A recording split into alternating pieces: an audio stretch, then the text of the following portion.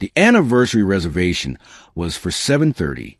I had made it 3 weeks in advance at a steakhouse in Midtown Houston that my wife had mentioned once in passing while scrolling through a food blog, the kind of offhand comment most people forget, and I had written down in my phone notes like a man who still believed small attention was a love language. The table was confirmed. The babysitter was confirmed. I had a card in my jacket pocket and a pair of earrings in a small black box in the glove compartment. By 8:15, I was sitting at that table alone, reading the same text message for the 6th time. She said she was running behind. She said not to wait on her to order bread. She said she was on her way. My name is Quentin Derek Okafor. I was 38 that September, a high school history teacher and varsity track coach at a public school in the 3rd Ward. I had been teaching for 11 years, long enough to know that the most important things in a room are usually the things nobody is saying directly. My wife, Camille, was 35 and worked as a brand strategist for a marketing firm in the Galleria area, which meant she spent her professional life understanding how things look to other people and how to make them look like something better. That skill did not stay at the office. We had been married 3 years and together for 5. We had a daughter named Zora who was 2.5 and had recently developed a habit of narrating everything she did in third person. Zora eating, Zora jumping, Zora not sleeping. We lived in a 2-story house in Acres Homes, a neighborhood with old trees and newer money moving at the edges, the kind of place where longtime residents and newcomers circle each other politely at block parties. Our house had a porch I never used enough, and a backyard Zora had turned into a personal kingdom of plastic and dirt. Camille's ex-husband was a man named Broderick Samuels. They had been married for 2 years in their late 20s, divorced before I ever met her. And for what she told me, the marriage ended because he was more interested in maintaining a lifestyle than building an actual life. She had described him as someone who loved the idea of a relationship more than the work of one. I had no reason to doubt her account. When you love someone, you receive their history as they give it, and you do not audit the version. I understood later that was a mistake, though not because Broderick was a villain, because the version she had given me left out several things. He had come back into the picture 8 months before the anniversary. Not dramatically, not obviously. He had started a new business, a creative agency, and Camille's firm had briefly considered him as a vendor. The professional overlap was real. She mentioned him once in February, the way you mention a weather forecast, relevant but not significant. She said they had crossed paths at an industry event. She said it was fine. I said okay. In marriage, okay is often the sound of a door you are choosing not to open, not because you are incurious, but because you have decided trust is the operating system and you're going to let it run. The text started going sideways in July. Not that I was reading her phone. I was not that kind of husband and had never wanted to be. But when your wife starts laughing at her phone in a room by herself and then stops laughing when you walk in, you notice. When she starts taking calls in the driveway before she comes inside, you notice. When she mentions Broderick in conversation a 3rd time, a 4th time, always with context that makes it sound reasonable, you start counting in a way you did not expect yourself to count.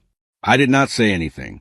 I kept grading papers and running track practice and putting Zora to bed and telling myself I was choosing trust over paranoia.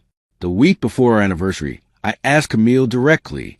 We were in the kitchen after Zora went down, and I asked her whether things between her and Broderick had stayed professional. She did not flinch. She said yes, absolutely. He was a colleague and an old acquaintance, and she was not interested in relitigating the past. She said it with a kind of composed clarity that I now understand was practiced, not lying exactly. Managing. There is a difference in technique, and not much difference in outcome. I went to bed that night believing her, because I wanted to believe her, which is not the same thing as having a reason to. The night of the anniversary, I waited until 8:45 before I called. She did not answer the first time. The second time she picked up on the 4th ring with background noise I could not immediately identify, voices and music underneath hers. She said she was sorry. Someone had come up with a client. Could we push dinner to 9? I asked which client. She said it was a Meridian account, a last-minute thing. I said I had been sitting at the table for over an hour. She said she knew and she was sorry, and she would explain when she got there. She sounded smooth and sorry at the same time, which is a combination that requires practice to produce on demand. If you have ever sat alone at a restaurant table set for two and watched other couples lean toward each other over candlelight while your own phone stayed quiet, you know what that particular kind of humiliation feels like. It is not loud. It sits in your chest like something swallowed wrong and stays there. If this story is already finding somewhere real inside you, take a second to like this video and share it with someone who understands what it means when your spouse's explanations always arrive just before their actual arrival. Subscribe to the Karma Diaries for original first-person relationship stories that do not clean up what actually happened. And drop a comment now. If your spouse was an hour late to your anniversary dinner with no real explanation, would you stay at the table or walk out? I stayed. I should have walked out. She arrived at 9:17 in a dress I had not seen before, the kind of dress that does not get worn to last-minute client emergencies. It was burgundy. She wore the way women wear things they bought for a specific audience. She kissed my cheek before she sat down and said she was so sorry. The meeting ran long. The Meridian people were impossible. She reached across the table and held my hand for a moment. Her fingers were cold from the outside air. I looked at her, and something in the way she held my gaze a beat too long told me she had already decided how this conversation was going to go before she sat down. We got through dinner. I want to be honest that we got through it, because calling a whole evening a disaster would not be accurate. There were moments that felt like us, her laughing at something I said about one of my students, me watching her cut her steak in that exact way she had rearranging the plate before she ate anything. We had champagne. I gave her the earrings. She put them on immediately, which she had always done with gifts, and touched them the way she touched things she liked. I drove home thinking maybe I had been wrong about the dress and the composure and the practice apology. I was not wrong. I found out from Marcus. Marcus Threadgill was my oldest friend, had been since we were 12 years old in the same sixth grade classroom in Beaumont. He lived in Houston now too, and worked as a sound engineer at a studio in the East End. Marcus was not a gossip. He was the kind of man who held information until not holding it became its own harm. He called me on a Saturday morning 3 days after the anniversary while I was cutting the back lawn. He said he had seen something and did not know what to do with it, and had spent 3 days deciding whether to tell me. I turned the mower off. He had been at a rooftop bar near downtown Houston the night of our anniversary. He had seen Camille there, with Broderick, not at a table with clients. At the bar, the two of them, her leaning toward him over drinks in a way Marcus described as familiar, not a description he offered easily. He said they left together around 9, meaning she had been there before she came to the restaurant and had come to me directly from him. He said he was sorry. He said he almost did not call. I told him he did the right thing. Then I stood in my backyard in the September heat for a long time after we hung up, the mower quiet beside me, Zora's little plastic slide in the corner of the yard throwing a short shadow, everything ordinary and absolutely destroyed. I did not call Camille immediately. I went inside, washed my hands, made Zora lunch, watched her eat it with the focused seriousness she brought to macaroni, and then put her down for her nap. I sat at the kitchen table with my phone face down. I kept thinking about the dress, the cold fingers, the practice apology, the earrings she put on immediately. I had given her anniversary earrings fresh from her ex-husband's company. She had worn them home. That detail made something in me go very quiet and very cold in equal measure. I went looking. Then, I am not proud of the method, but I am honest about it. Her iPad was on the counter, still logged into her messages. I opened it. I read 2 weeks of conversation that answered every question I had been too committed to trust to ask. Not explicit. She was careful, but the language between them had the particular texture of people who had resumed something and were managing the evidence of it. Inside jokes, references to evenings, an exchange from the night of our anniversary that she had sent while I was sitting at that restaurant table. Just left, heading to Quinton now. Dinner ran late, LOL. His words back, you're terrible. Her reply was a laughing emoji and nothing else. I put the iPad back exactly where it was. I went and sat on the front porch and looked at the street for a while. A neighbor's dog was being walked by a kid who looked about 14, the dog pulling confidently toward everything and the kid just going along with it. I thought about what I knew and what I had chosen not to know and whether there was a meaningful difference between the two. I thought about Zora's sleep upstairs and the earrings on the bathroom counter and the reservation I had made 3 weeks in advance because I had written down a restaurant she mentioned once in passing.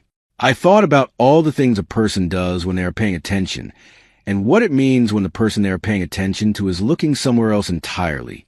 When Camille came home from her Saturday errands, I was in the living room, not staged, not dramatic, just sitting there without the television on, which was unusual enough that she noticed immediately. She set her bags down and looked at me with a question forming before she asked it. I said, "I know about the rooftop bar." She went very still, the kind of stillness that is not calm, but is trying to resemble it. She said, "Who told you?" "Now what you are talking about." "No, I don't know what you mean." She went straight to the source, which told me she had already known this moment was possible and had thought about how to handle it. She sat across from me and began the version she had prepared. She said it was not what it looked like. She said she and Broderick had been going through something complicated, that she had not planned for things to develop the way they had, that she had been feeling disconnected from our marriage for months and had not known how to say it, that she loved me but had been struggling. I listened to all of it. I noticed she used the word complicated 3 times. Complicated is the word people reach for when they want to describe behavior that they know is wrong, but do not want to call wrong. It sounds like weather. It implies that no one was steering the car. I asked her one question when she finished. I asked her whether she had been with Broderick the night of our anniversary, before she came to dinner. She looked at me for a moment in which I could see her calculating whether a half-truth was still available. Then she said yes, just that one word. And then, after a pause, it felt like someone gathering courage for the wrong thing. She said, "I don't owe anyone an explanation for what I needed." I heard that sentence land, and I remember the exact quality of the air in the room when it did. The ceiling fan turned, Zora's monitor crackling softly on the bookshelf. My wife told me, on a Saturday afternoon in our living room, that she owed me nothing for the night she spent with her ex-husband on our anniversary. I did not respond immediately. I stood up, went to the kitchen, poured a glass of water, and drank it at the sink while looking out at the backyard. Zora's plastic slide, the mower I had left near the back gate, the ordinary geography of a life that had been going on without my full information. When I came back to the living room, Camille was on her phone. She was typing. I asked who she was texting. She said no one. But I saw her put the phone face down in the specific way of someone who has just sent something they do not want seen, and I understood that whatever she had just written, it was not to her mother. Later that evening, after her sister came to take Zora for a few hours, I asked Camille if she could explain to me what she had meant by that sentence, that she did not owe anyone an explanation. She said she had been unhappy and trying to figure out what that meant, and she had not handled it the right way, but she also was not going to be made to feel like a criminal for having needs. I told her I was not calling her a criminal. I was asking her to account for a specific thing she had done on a specific night, and what she had chosen to say to me about it after. She said she felt like I was putting her on trial. I said I felt like she had spent our anniversary with her ex-husband and came to dinner in the dress she wore for him and called a client emergency and then told me she owed no one an explanation. I asked which one of us had the better case for feeling wronged. She cried. Not immediately. About 40 minutes into the conversation, after the composure had worn through in patches. I do not say that without care. Watching someone you love cry is not something you stop feeling just because they have hurt you. I sat across the room and let her cry without moving toward her or away from her, just staying present the way I had learned to stay present in my classroom when a student needed to feel something without being rescued from it. She said she had not meant for it to go this far. I believe that. I did not think it changed the distance we were now standing at.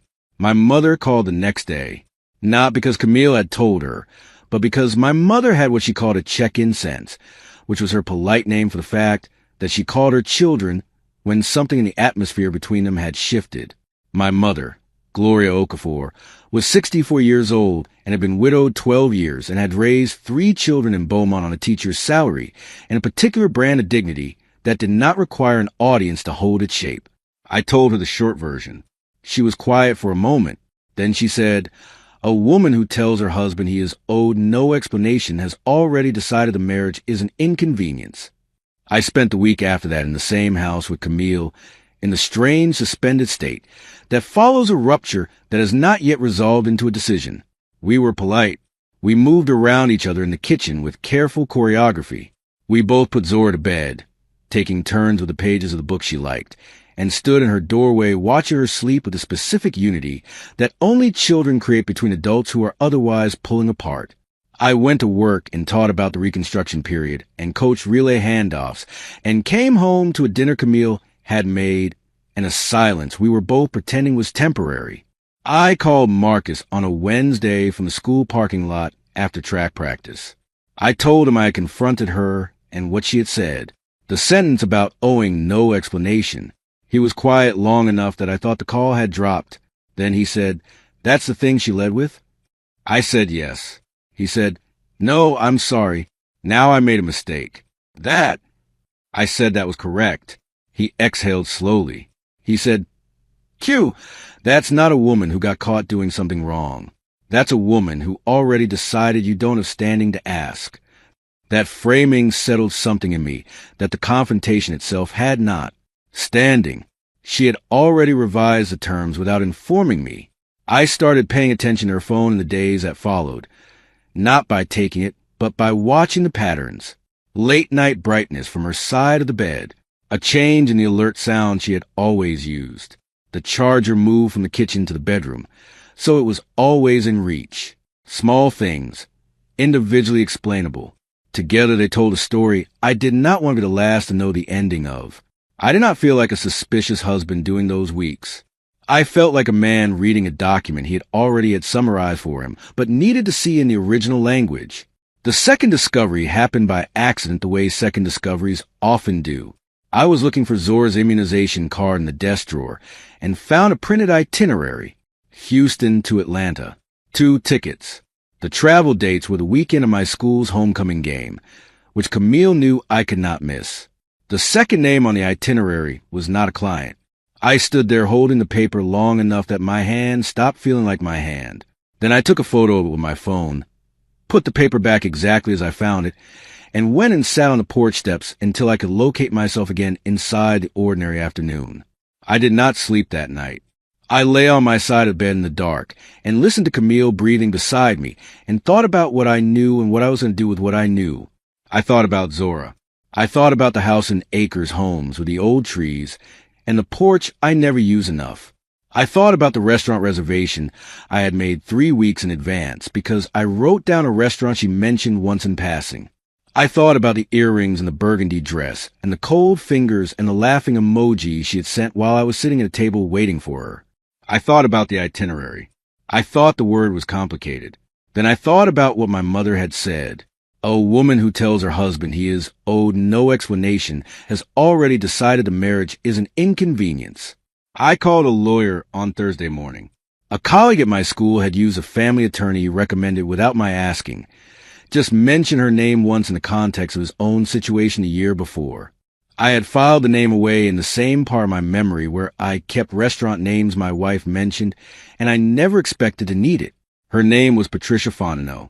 She had an office in Sugarland and spoke in the measured cadence of someone who had heard every version of this story and was not going to add drama to what already had enough of its own.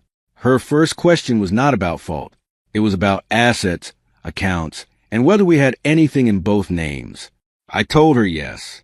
She said to not move anything yet and to document what I had already found.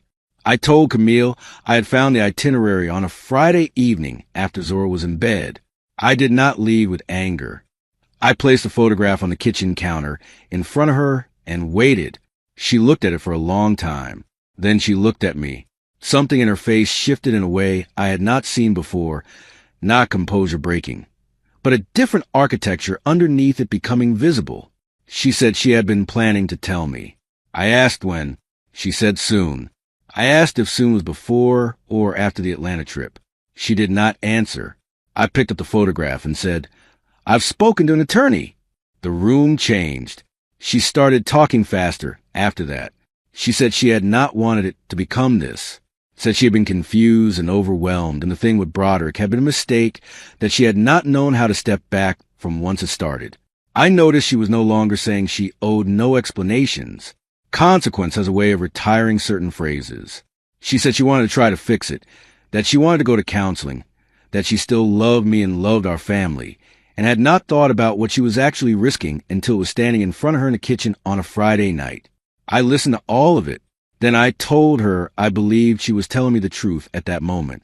I also told her that the truth in that moment did not account for the months of managed deception leading to it. She moved into the guest room that weekend, not because I told her to, because I did not tell her not to, and she understood what that silence meant. Zora adapted with the specific resilience of 2-year-olds who do not yet know enough about adult architecture to grieve its changes. She started calling the guest room Mama's room, without anyone explaining why it had become that. And that casual renaming from a 2-year-old did more to mark the reality of the situation than any conversation Camille and I had managed. Zora, eating. Zora jumping. Mama's room.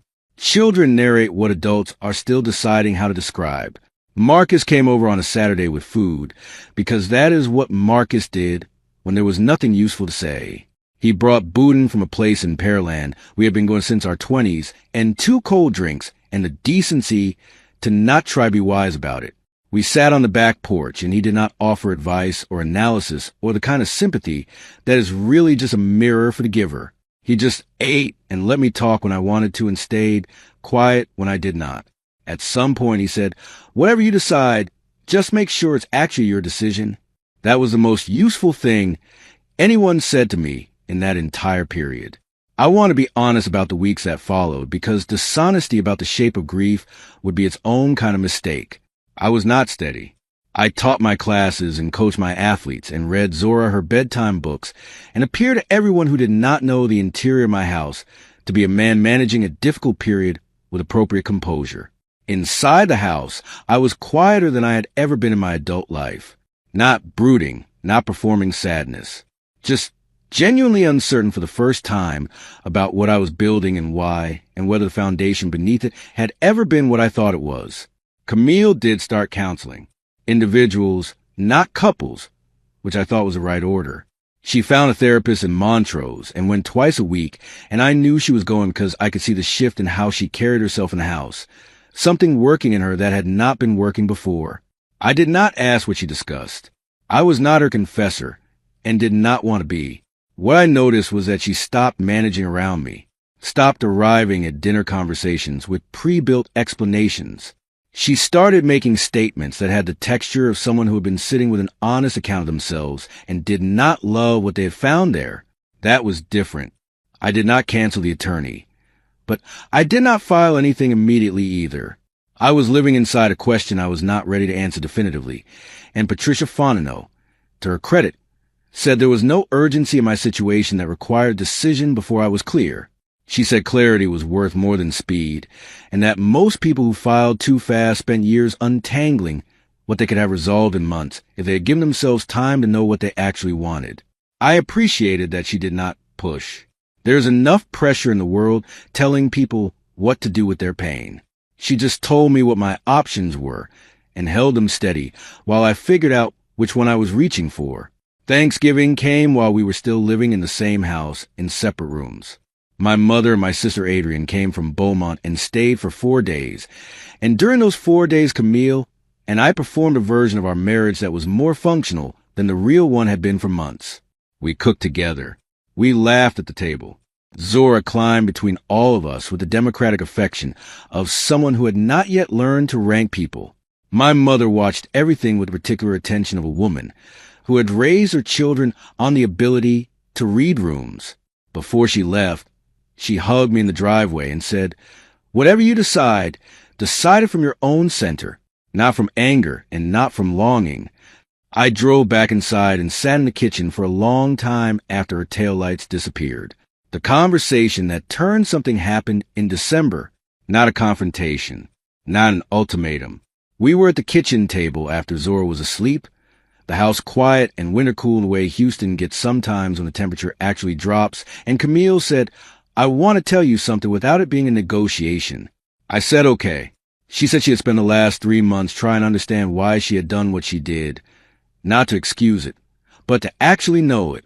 She said the conclusion she had landed on was that she had been afraid, not of me, not of our marriage exactly, but the ordinary weight of it, of how real and irreversible it had all become since Zora, and she had found a door that opened onto something that felt lighter, and she had walked through it without thinking about what she was walking away from. She said she was not asking me to forgive her on a schedule.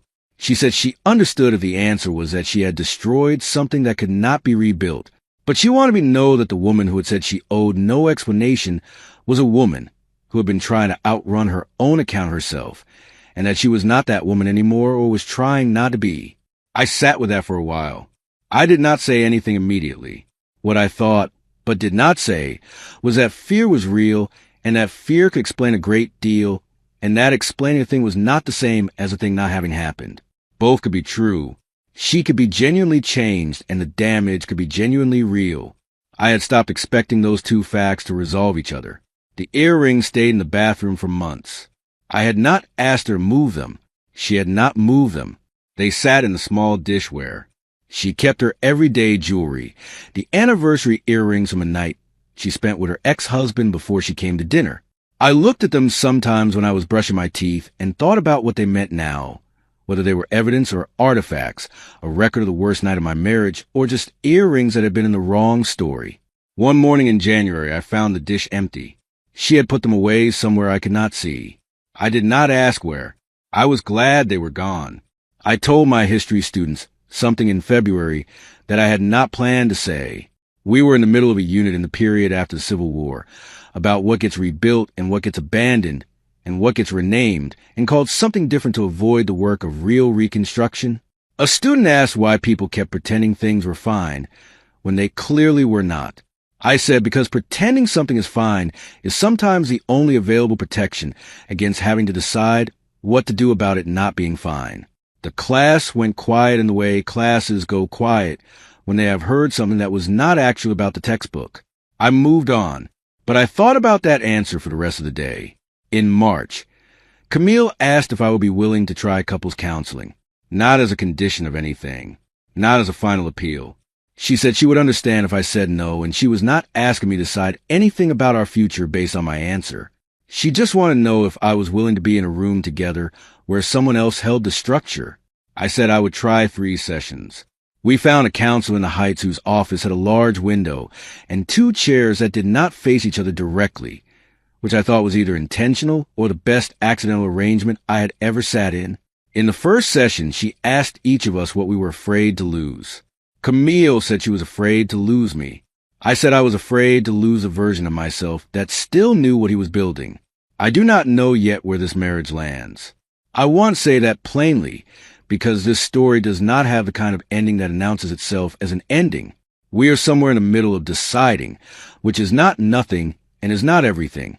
What I know is that I am a different man than the one who made a reservation 3 weeks in advance because he wrote down a restaurant his wife mentioned once in passing. Not harder exactly, more exact, about what I will absorb and what I will not, about the difference between patience and compliance, about how long a person can choose trust as an operating system before the operating system needs to be updated from the ground up. Zora is 3 now. She has graduated from third-person narration to full declarative sentences, most of them about dinosaurs and what Mama did and what Daddy said and whether the dog next door is her friend. She moves through the house with the confidence of someone who owns a floor plan, and watching her, I sometimes think that whatever Camille and I work out or do not work out, Zora will have been raised inside whatever honesty we manage to find our way toward. That is not a small thing. It might be the main thing. The sentence I cannot shake, even now, is not the one about explanations. That sentence surprised me at the moment, but I understand its origin. The defensive posture of someone who has been cornered and is reaching for something that sounds principled. The sentence I cannot shake is the one Camille said in December. She had found a door that opened onto something lighter, and she had walked through it without thinking about what she was walking away from. Because I think that is the actual anatomy of most betrayals. Not malice, not the absence of love. A door that felt like relief, and a failure to look back at what the door was attached to. What the door was attached to was us. She walked through it anyway. The question I am still answering is what I want to build on the other side of knowing that. What I want to leave here, not as wisdom, only as testimony, is this. If your spouse is someone who reaches the language of freedom when you ask for accountability, pay close attention to that pattern. Freedom and accountability are not opposites. A person with nothing to hide from their partner does not describe honesty as an imposition. The phrasing reveals the architecture. And the architecture always tells you what the house is actually built on, whether you are ready to look at it or not. I was not ready to look, but the looking happened anyway. It generally does. If this story reached something real in you, please like this video before you close it out. Share it with someone who has felt the specific loneliness of being second in a marriage where you were supposed to be first. Subscribe to the Karma Diary for more original first-person stories about love, loyalty, and the cost of the truth arriving late. Leave a comment below and tell me, what would you have done the moment you saw that itinerary?